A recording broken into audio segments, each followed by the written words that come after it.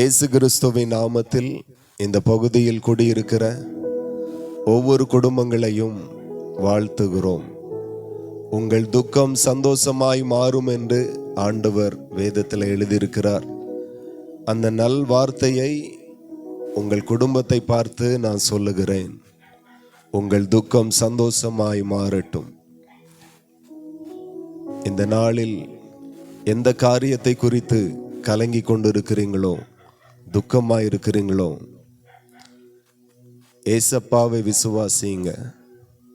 அவர் உங்கள் துக்கங்களை சந்தோஷமாய் மாற பண்ணுவார். இந்த இடத்திலையும் ஒரு 15-20 நிமிடங்கள் ஜெபமும் பாடலும் வேதத்தில் சொல்லப்பட்ட சில வசனங்களையும் தியானிக்க இருக்கிறோம். நீங்க விரும்பினால் இந்த ஜெபத்தில் இணைந்து கொள்ளலாம். நிச்சயமாகவே அற்புதம் செய்கிற இயேசு உங்க வாழ்க்கையில அற்புதத்தை செய்ய வல்லவராயிருக்கிறார். நீ விசுவாசித்தால் தேவனுடைய மகிமையை காண்பாய் என்று ஆண்டவர் வேதத்தில் எழுதியிருக்கிறார். நீங்க விசுவாசத்தோடு இந்த ஜெபத்துல வந்து பங்கு பெறுங்க. நிச்சயம் பரலோகத்தின் ஆண்டவர் உங்களுக்கு அற்புதங்களை இன்றைக்கு செய்ய வல்லவர். வியாதியோடு இருப்பீர்களானால் சேவனை கட்டுகள், பிசாசின் கட்டுகளோடு நீங்க இருப்பீர்களானால் நிச்சயமா இந்த ஜெபத்துல பங்கெடுங்கள். கர்த்தர் உங்களுடைய சேவனை கட்டுகள், பிசாசின் தொல்லைகளை ஆண்டவர் நிச்சயம் உங்களுக்கு மாற்றி அற்புதத்தை உங்களுக்கு செய்வார். கர்த்தர் உங்களை நேசிக்கிறார். ஆண்டவர் வேதத்தில் எழுதியிருக்கிறார், நீங்க உலகமெங்கிலும் புறப்பட்டு போய் சகல சிருஷ்டிக்கும் சுவிசேஷத்தை பிரசங்கியுங்கள் என்று சொல்லி ஆண்டவர் எங்களுக்கு வேதத்தில் கட்டளையிட்டு இருக்கிறார். அவருடைய வார்த்தையின் அடிப்படையில் நாங்கள் இந்த பகுதியில் வந்து ஆண்டவர் எல்லா ஜனங்களுக்கும் சொல்ல வேண்டும் என்று எங்களுக்கு கட்டளையிட்ட அந்த நல்ல வார்த்தை தான் நான் உங்களுக்கு பிரசங்கிக்க வந்திருக்கிறோம். நீங்க விரும்பினால் பங்கெடுக்கலாம். நிச்சயம் இந்த வார்த்தைகளும் இந்த ஜெபங்களும் உங்களுக்கு ஆசீர்வாதமாய் இருக்கும். கர்த்தர் உங்களை ஆசீர்வதிப்பார். இப்போதும் நம் நடுவில் நிற்கிற அருண்குமார் டேவிட் அவர்கள் வந்து கர்த்தரை மகிமைப்படுத்தி ஒரு பாடலை பாடுவார்கள். கர்த்தர் உங்களை ஆசீர்வதிப்பார்.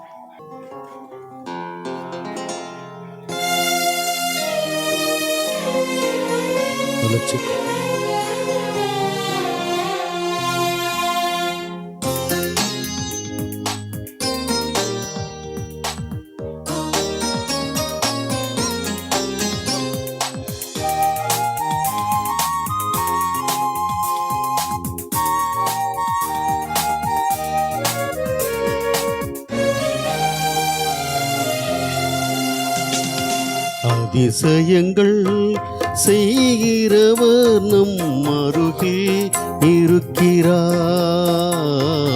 அற்புதங்கள் செய்கிறவர் என்றும் நமக்குள் வசிக்கிறார். அதிசயங்கள் செய்கிறவர் நம் அருகில் இருக்கிறார். அற்புதங்கள் செய்கிறவர் என்றும் நமக்குள் வசிக்கிறார்.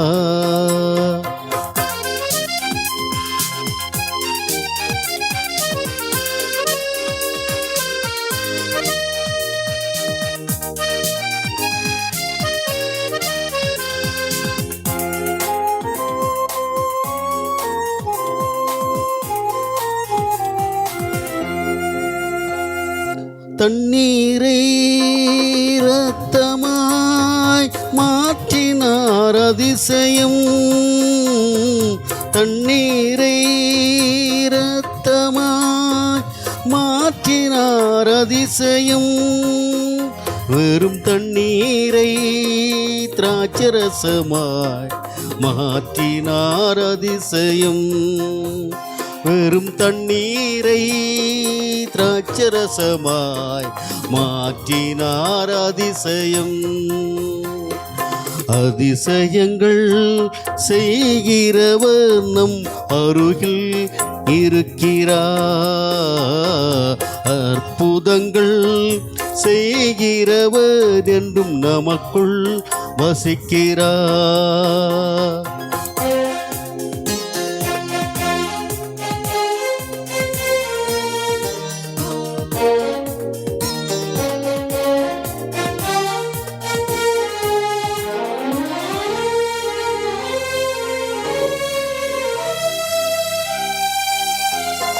செங்கடலை இரண்டாக பிரித்திட்டார் அதிசயம். செங்கடலை இரண்டாக பிரித்திட்டார் அதிசயம். புயல் காற்றை தம் வார்த்தையாலே அடக்கினார் அதிசயம். புயல் காற்றை தம் வார்த்தையாலே அடக்கினார் அதிசயம். அதிசயங்கள் செய்கிறவர் நம் அருகில் இருக்கிறார். அற்புதங்கள் செய்கிறவர் என்றும் நமக்குள் வசிக்கிறார்.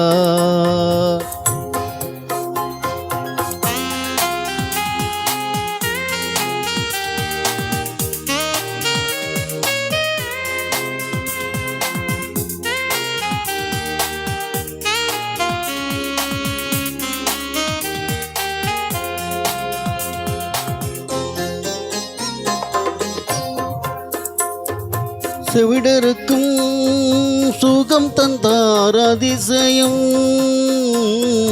குருடருக்கும் செவிடருக்கும் சுகம் தந்தார் அதிசயம்.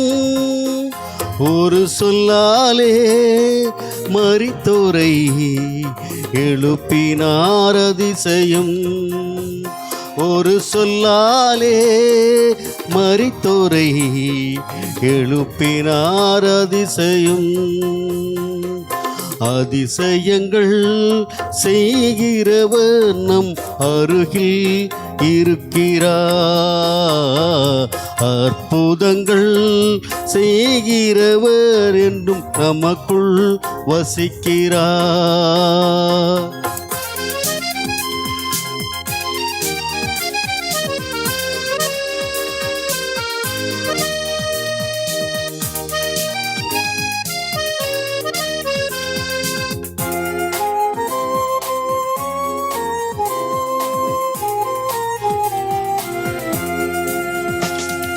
பாவியான என்னையும் உயர்த்தினார் அதிசயம்.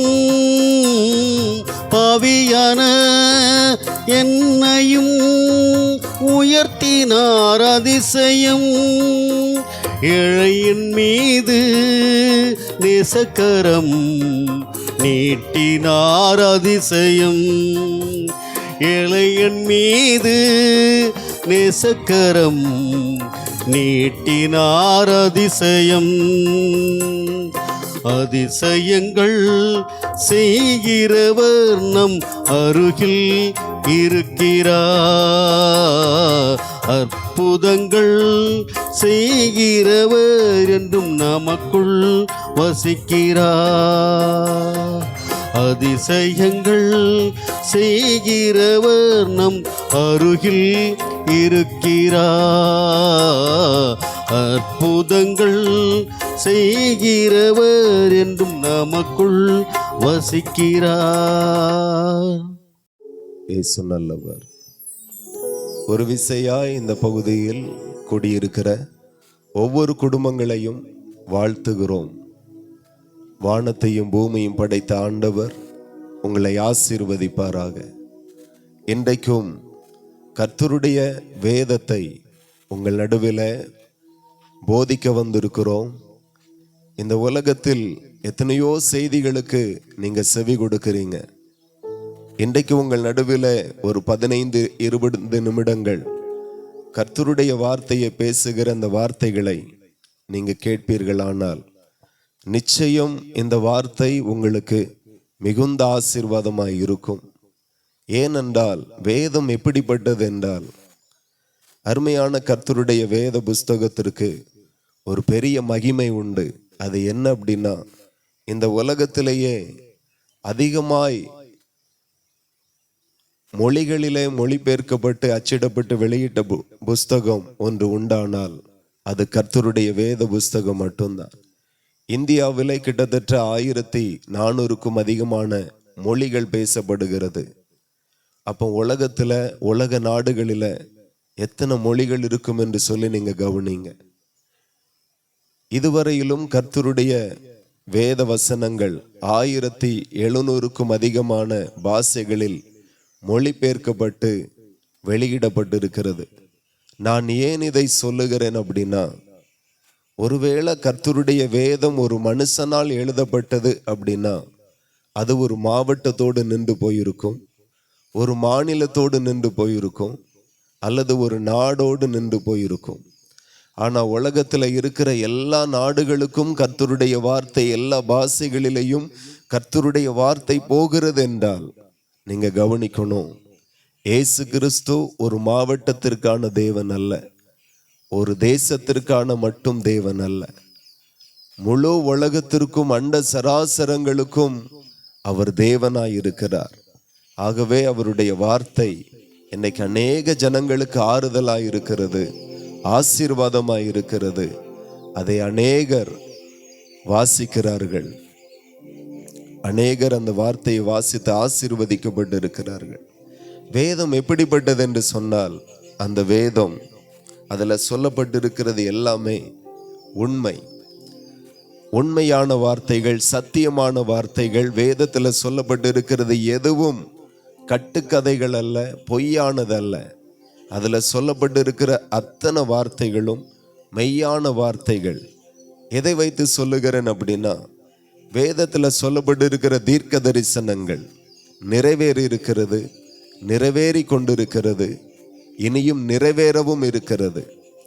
அதை நான் உங்கள் நடுவில் சில வார்த்தைகளை மட்டும் சொல்லி நான் கடந்து போக ஆசைப்படுகிறேன். வேதத்தில் லூக்கா 21ஆம் அதிகாரம் 25வது வசனத்துல இவண்ணமாய் சொல்லப்பட்டிருக்கிறது.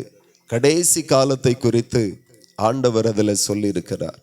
என்ன சொல்லியிருக்கிறார் அப்படின்னா, சூரியனிலும் சந்திரனிலும் நட்சத்திரங்களிலும் அடையாளங்கள் தோன்றும் என்று ஆண்டவர் கடைசி காலத்தை குறித்து அடையாளமாய் அநேக காரியத்தை சொல்லியிருக்கிறார். அதுல இதுவும் ஒன்று.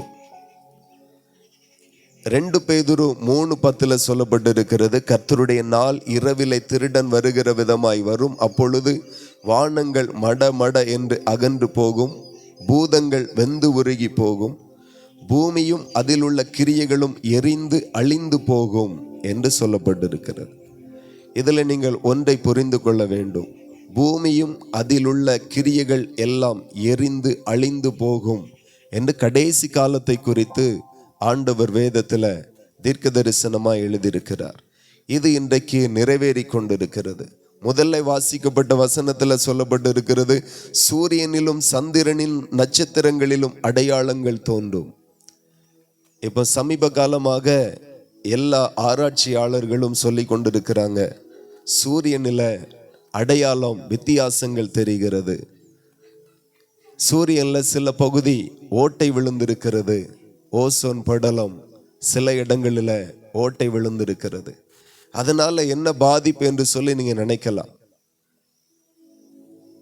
அந்த சூரியனுக்கு மேல் பகுதியில் யூவி லேயர் என்று சொல்லி ஒன்று இருக்கும்.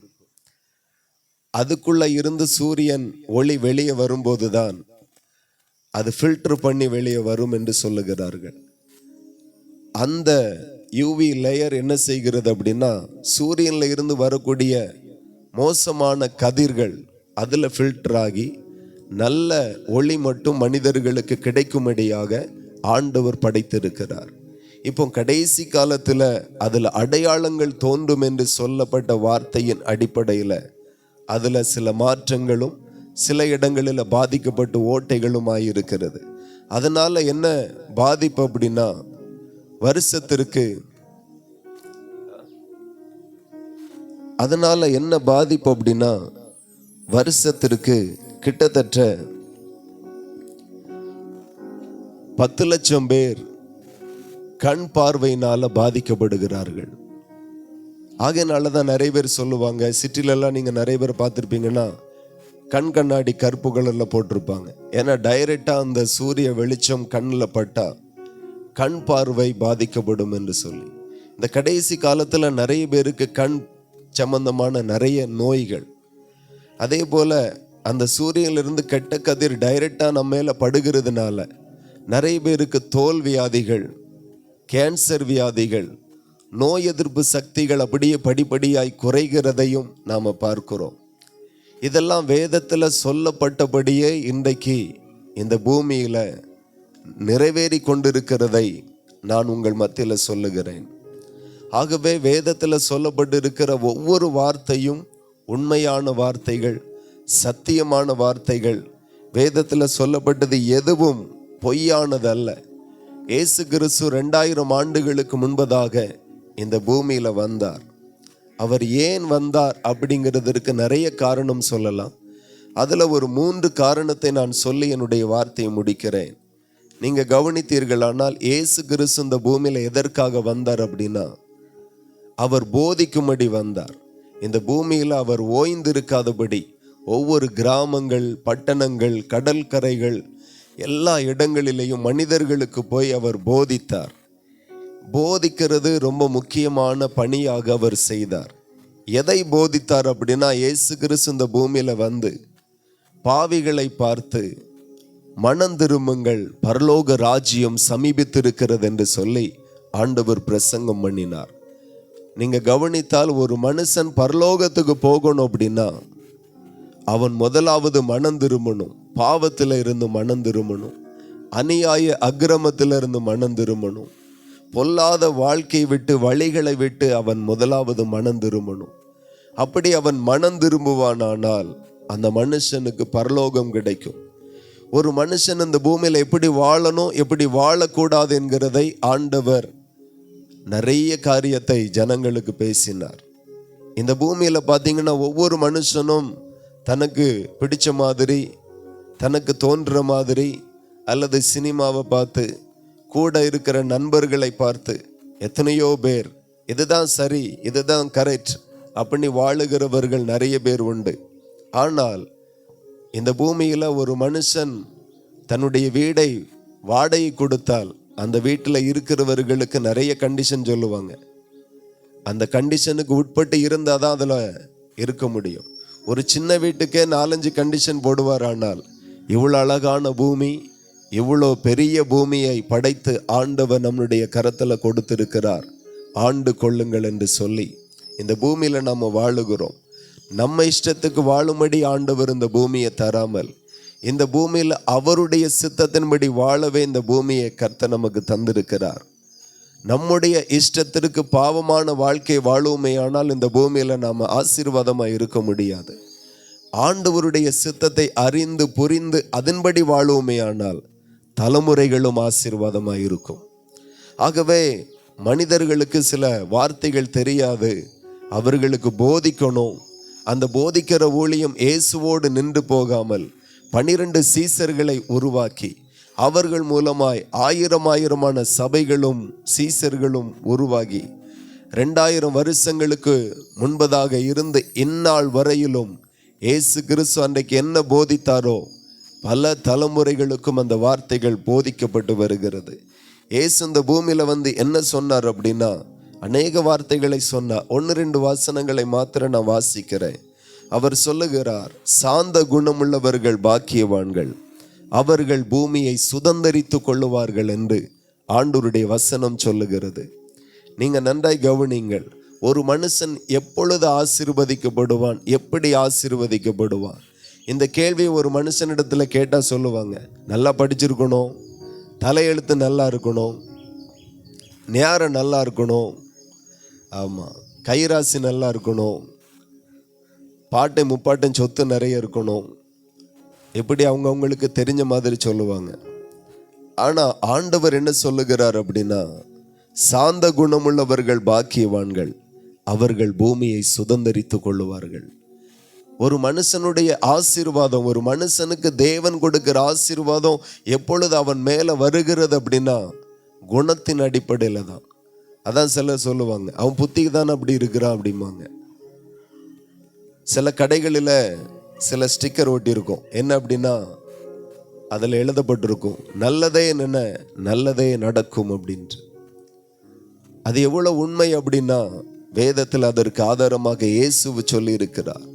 ஒரு மனுஷனுக்கு உண்மையான ஆசீர்வாதம் எப்போ வரும் அப்படின்னா, அவன் குணங்களை மாற்றிக்கொள்ளணும். இயேசு கிறிஸ்து என்ன சொன்னாரோ அந்த மாதிரி தன்னுடைய குணத்தை மாற்றி கொள்ளணும். இன்னைக்கு நிறைய பேர், சமீபத்தில் ஒரு வாலிபனை குற்ற செயல்களில் ஈடுபட்டு பிடிக்கப்பட்டான். அவனிடத்துல கேட்டாங்க, எதற்கு நீ இப்படி செய்கிறாய்? அடிக்கிறது, வெட்டுகிறது, குத்துகிறது, வழிப்பறி பண்ணுகிறது, நாட்டு வெடிகுண்டு வீசுகிறது. கேட்கும்போது சொன்னான், எனக்கு ரவுடி ஆகணும் என்று. நிறைய பேருக்கு ரவுடி ஆகணும், பந்தா பண்ணணும். வேதத்தில் ஆண்டவர் சொல்லுகிறார், கத்தி எடுக்கிறவன் கத்தியினால சாவானா, எதை விதைக்கிறாயோ அதை தான் நீ அறுப்பாய் என்று ஆண்டவர் வேதத்தில் எழுதியிருக்கிறார். புரியாம நாம எப்படியெல்லாமோ வாழுகிறோம். ஆண்டவர் சொல்லுகிறார், சாந்த குணமுள்ளவர்கள் பாக்கியவான்கள், அவர்கள் பூமியை சுதந்தரித்துக் கொள்ளுவார்கள் என்று. ஆகவே புரிந்து கொள்ளுங்க, ஒரு மனுஷன் எப்படி ஆசீர்வதிக்கப்படுவான், எப்படி ஆசீர்வாதம் அவனுக்கு வரும் அப்படின்னா, அவனுடைய குணத்தின் அடிப்படையில் தான் ஆண்டவர் அந்தந்த மனுஷனை ஆசீர்வதிக்கிறார். சோ ஆண்டவர் போதிக்கும்படி இந்த பூமியில வந்தார். ரெண்டாவது எதற்காக வந்தார் அப்படின்னா, இந்த பூமியில நோய்வாய்ப்பட்ட ஜனங்களை இயேசு சுகமாக்கினார். அநேக வியாதிஸ்தர்கள், பிசாசு பிடி பாதிக்கப்பட்டவர்கள், சேவனையில பாதிக்கப்பட்டவர்களை இயேசு சுகமாக்கினார். நான் சொல்லுகிறேன், சேவனை கட்டுகளை உடைக்க இயேசு வல்லவராயிருக்கிறார். எத்தனை வருஷத்திற்கு எத்தனை மந்திரவாதி ஒன்று கூடி உங்க குடும்பத்திற்கு விரோதமாய், உங்க பிள்ளைகளுக்கு விரோதமாய், தொழில் வியாபாரங்களுக்கு விரோதமாய், குழந்தை பாக்கியத்திற்கு விரோதமாய் எவ்வளோ பயங்கரமான மந்திரவாதங்கள் செய்து வைத்தாலும் இயேசு என்கிற நாமத்தில் அது உடையும். அதை உடைக்க இயேசு வல்லவராயிருக்கிறார். இயேசு கிறிஸ்து இந்த பூமியில் இருக்கும்போது நிறைய பிசாசுகளை துரத்தி ஜனங்களை விடுவித்தார். இன்றைக்கும் அதை செய்கிறார். நான் ஏன் இயேசு இயேசு என்று சொல்லுகிறேன் அப்படின்னா, இயேசுவை அறியாத மனுஷனாய் வாழ்ந்தேன். என் குடும்பம் சேவனை கட்டுகளில் பாதிக்கப்பட்டது. பெரியவர்கள் சொன்ன எல்லா இடங்களுக்கும் போய் பார்த்தோம், எல்லா காரியத்தையும் செய்து பார்த்தோம். எங்கேயுமே ஒரு விடுதலை வரலை. யாராலையும் எங்களை விடுவிக்க முடியலை. அப்பொழுது இயேசு கிறிஸ்துவனிடத்திலையும் போய் பார்ப்போம் என்று இந்த தேவத்தினிடத்துல வந்தோம். அவர் எங்க மேல, எங்க குடும்பத்தின் மேல இருந்த சேவன கட்டுகளை உடைத்து எங்களுக்கு சுகத்தையும் சமாதானத்தையும் நல்வாழ்வையும் தந்தார்.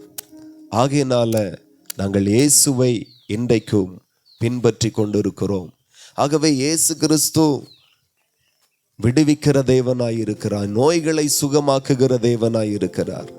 இன்றைக்கும் ஆண்டவருடைய நாமத்தில், இயேசுவின் நாமத்தில் சபைக்கு அந்த அதிகாரத்தை தந்திருக்கிறார். ஒரு சில மாதங்களுக்கு முன்பதாக எங்க சபை ராதாபுரம் கணபதி நகர்ல இருக்கு. அங்க ஒரு சகோதரி வந்தாங்க, பிசாசு பிடியில 5 வருஷமா அந்த பிரச்சனை இருக்கிறது. அநேக மந்திரவாதிகள்கிட்ட போனோம். கடைசியா 60,000 ரூபாய் கொடுத்து ஒன்றும் சரியாகலன்னு வந்தாங்க. ஆண்டவர் இலவசமாய் அவர்களுக்கு சுகத்தை கொடுத்து இன்றைக்கு சுகமாய் இருக்கிறார்கள். இயேசு இன்றைக்கும் அவர் ஜனங்களை சுகமாக்கி விடுதலை செய்து கொண்டிருக்கிறார். ஆகவே இயேசு போதிக்க வந்தார், ஜனங்களுக்கு சுகம் கொடுக்கும்படி வந்தார். மூன்றாவது இயேசு எதற்காக வந்தார் அப்படின்னா, ஒவ்வொரு மனுஷனும் ஆண்டவருடைய வார்த்தை சொல்லுகிறது, எதை விதைக்கிறாயோ அதை அறுப்பாய் என்று. எத்தனையோ மனுஷன் நன்மை எது தீமை எது என்று சொல்ல அறியாமல் எத்தனையோ தீமைகளை செய்து, எவ்வளவோ பாவங்களை செய்து, பாவம் ஒரு மனுஷனையும் சும்மா விடாது. பாவத்தின் சம்பளம் மரணம் என்று சொல்லப்பட்டிருக்கிறது. எதை விதைக்கிறோமோ அதை அறுப்போம்.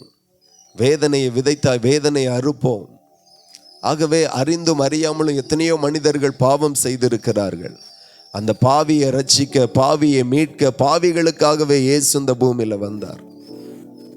வந்து இயேசு கிறிஸ்து ஒவ்வொரு பாவிகளுக்காக, ஒரு மனுஷன் பாவம் செய்தால் அந்த பாவம் சும்மா விடாது, அதனுடைய பலன் அவனுடைய குடும்பத்தின் மேல வரும். பாவத்தின் சம்பளம் சாபமாக மரணமாக வரும். அந்த சாபம் எப்படி இருக்கும் அப்படின்னா, அந்த சாபம் சிலர் மேல வியாதியாய் வரும். சில குடும்பத்துல பார்த்தீங்கன்னா தாத்தாவுக்கு அந்த வியாதி இருந்திருக்கும், அவர் ரொம்ப கஷ்டப்பட்டிருப்பார். அதுக்கு பிறகு அவருடைய பிள்ளைக்கு இருக்கும், அதுக்கு பிறகு அவருடைய பேர பிள்ளைக்கு இருக்கும். சில சாபத்தினால வரக்கூடிய வியாதி 3ஆம் தலைமுறை, 4ஆம் தலைமுறை, 5ஆம் தலைமுறை வரைக்கும். சில சாபத்தினுடைய பலன் இளவயதின் மரணத்தை கொண்டு வருகிறது, குழந்தை பாக்கியத்தை வஞ்சிக்கிறது. இப்படி ஏராளம் சொல்லிக்கொண்டே போகலாம். ஆகவே அந்த பாவிகளுக்காக இயேசு கிறிஸ்து இந்த பூமியில வந்து சிலுவையை சுமந்து, சிலுவையில் அடிக்கப்பட்டு இரத்தத்தை சிந்தி, பாவத்தின் நிமித்தம் ஒரு பாவியும் சபிக்கப்பட்டு போகக்கூடாது, சாபத்துக்குள்ளாக போகக்கூடாது. நான் அவர்களுக்காக பாவத்திற்கு சாபத்திற்கும் நானே பலியாக, பரிகார பலியாக நான் பலியாகுகிறேன் என்று தான் இயேசு கிறிஸ்து இந்த பூமியில வந்தார். ஒருவேளை நீங்க நினைக்கலாம், நான் செய்த பாவம் எப்படி மன்னிக்கப்படும்? பாவம் மன்னிக்கப்படக்கு நிறைய வழிகள் உலகத்துல நாம கேள்விப்படுகிறோம். ஆனா வேதத்துல சொல்லப்பட்டு இருக்கிறது, ஒரு மனுஷனுடைய பாவம் எப்பொழுது மன்னிக்கப்படும் அப்படின்னா இயேசு கிறிஸ்துவை விசுவாசிக்க வேண்டும். இயேசு எனக்காக தான் இந்த பூமியில வந்தார், எனக்காக தான் சிலுவையை சுமந்தார், எனக்காக தான் இரத்தத்தை சிந்தினார், ஜீவனை கொடுத்தார். இயேசுவே என் பாவத்தை மன்னியும் என்று சொல்லி இயேசுவை நோக்கி ஒரு மனுஷன் ஜெபிப்பானானால் அந்த மனுஷனுக்காக ஆண்டவர் சபையில ஞான ஸ்நானத்தை வைத்திருக்கிறார். ஞான ஸ்நானம் மத மாற்றத்திற்காக கொடுக்கப்படாமல் ஒரு மனுஷனுடைய பாவத்தின் மன்னிப்புக்காக ஞான ஸ்நானம் கொடுக்கப்படுகிறது. அப்படியே ஞான ஸ்நானத்தின் மூலமாய் பாவம் மன்னிக்கப்படுகிறது. அப்படி பாவம் மன்னிக்கப்படுமே ஆனால் அந்த மனுஷன் சுகமாய் வாழ முடியும். ஆகவே இயேசு கிறிஸ்து இந்த பாவத்தினுடைய பரிகாரமாக, மீட்கும் பொருளாகவே இயேசு கிறிஸ்து இந்த பூமிக்கு வந்தார். அவர் இந்த பூமியில இருக்கும்போது ஒரு காரியம் சொன்னார் சீசர்களிடத்துல, நான் மறுபடியும் இந்த பூமியினுடைய கடைசி நாட்களில் நான் மறுபடியும் இந்த பூமிக்கு வருவேன் என்று சொல்லி. அப்போ சீசர்கள் கேட்டாங்க இயேசு கிறிஸ்துவினிடத்துல, உம்முடைய வருகைக்கும் உலகத்தினுடைய முடிவுக்கும் அடையாளம் என்ன?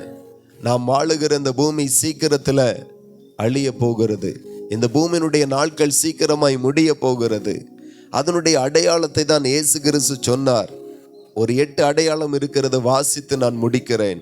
யுத்தங்களையும் யுத்தங்களின் செய்திகளையும் கேள்விப்படுவீர்கள். இன்றைக்கு நீங்க கவனிங்க, எங்கெங்கெல்லாமோ யுத்தம் நடக்கிறது. வீட்டுக்குள்ள இருந்த டிவி வழியா, செல்போன் வழியா பார்க்கிறோம்.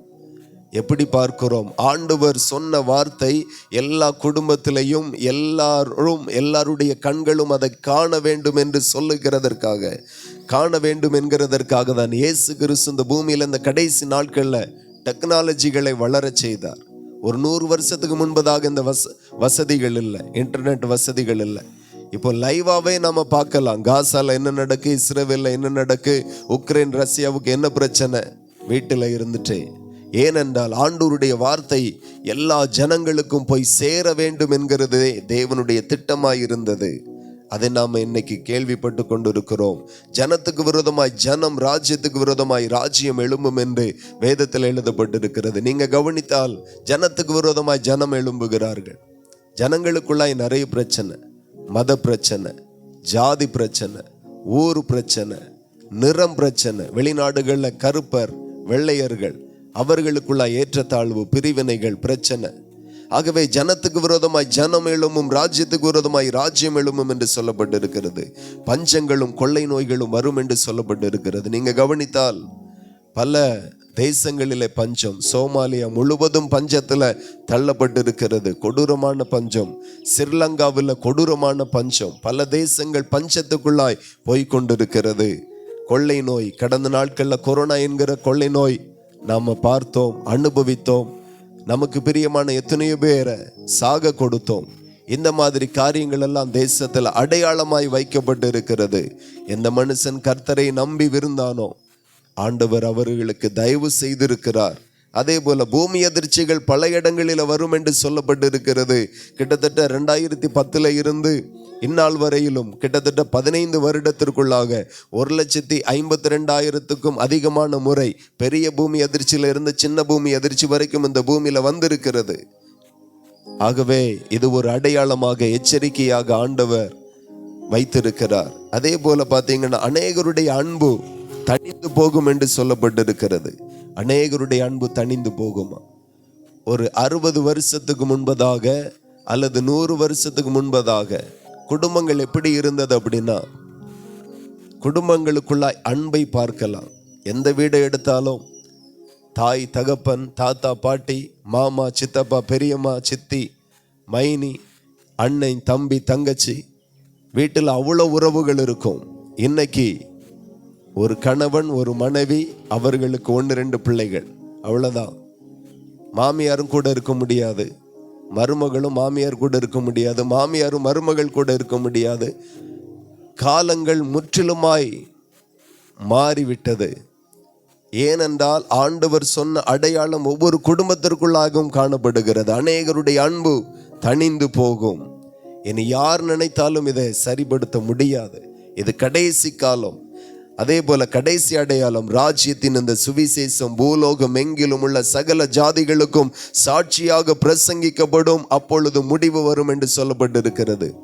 இயேசு கிறிஸ்துவினுடைய இந்த செய்தியை சாட்சியாக உலகம் எங்கிலும் பிரசங்கிக்கப்படும், அப்பொழுது முடிவு வரும் என்று சொல்லப்பட்டிருக்கிறது. ஆகவே இந்த வார்த்தைகளை கவனிக்கிற கேட்கிறவர்கள், நீங்க கவனிங்க. இந்த வார்த்தை எங்களுக்கு இஷ்டத்தின்படி நாங்க வந்து பேசல. கர்த்தர் எங்களை பேச வைத்திருக்கிறார். கர்த்தர் உங்களோடு கூட இந்த வார்த்தையை சொல்ல வைத்திருக்கிறார். எல்லா ஜாதிகளுக்கும் சாட்சியாக பிரசங்கிக்கப்படும் என்று ஆண்டவர் வேதத்தில் எழுதியிருக்கிறார். அதன்படியே இன்றைக்கு தெரு பிரசங்கம், சபையில பிரசங்கம் எல்லாம் நடந்து கொண்டு இருக்கிறது. இது கர்த்தர் சபைக்கு கட்டளையிட்ட வார்த்தைகள். ஆகையினால புரிந்து கொள்ளுங்கள், இயேசு மறுபடியும் வரப்போகிறார். காலம் கடைசி காலம். இயேசு சீக்கிரமாய் வரப்போகிறார்.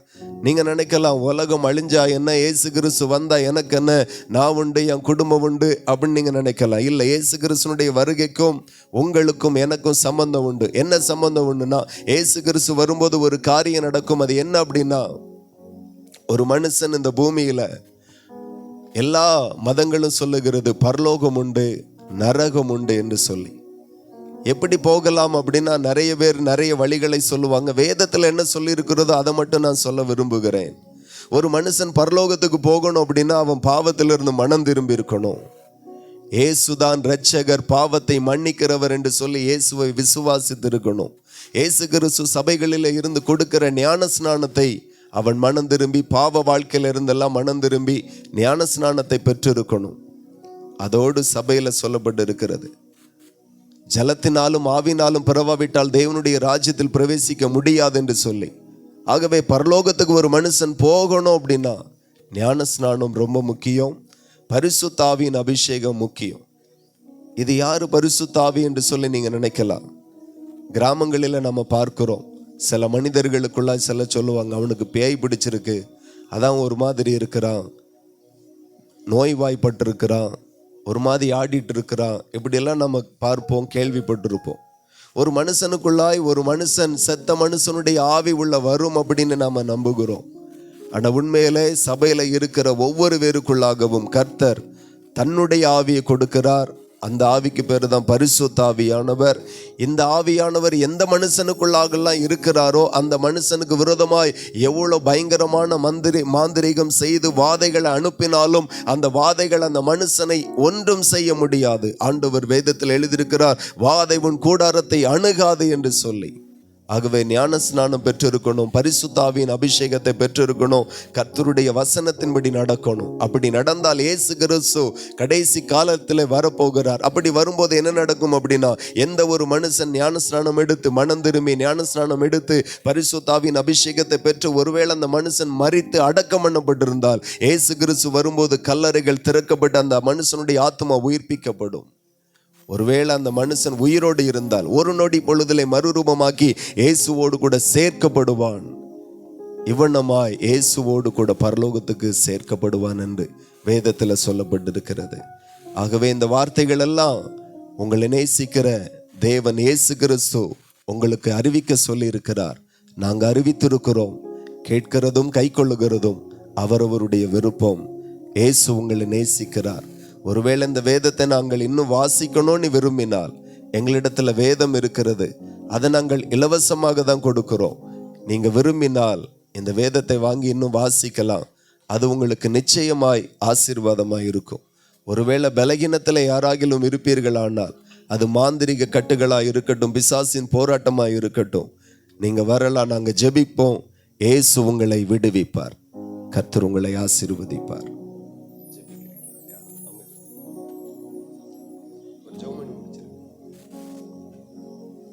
ஜீசஸ்.